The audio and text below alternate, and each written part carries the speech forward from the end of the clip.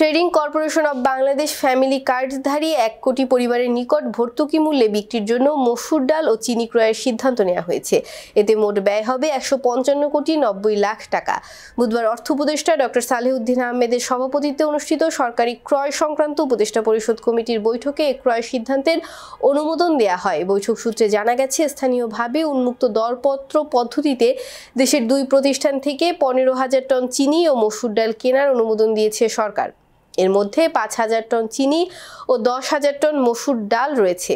এতে মোট ব্যয় হবে 155 কোটি 90 লাখ 50 হাজার টাকা। বাণিজ্য মন্ত্রণালয়ের আওতায় টিসিবির জন্য সিটি সুগার ইন্ডাস্ট্রিজ লিমিটেডের কাছ থেকে 5,000 টন চিনি কেনার অনুমোদন দিয়েছে সরকার।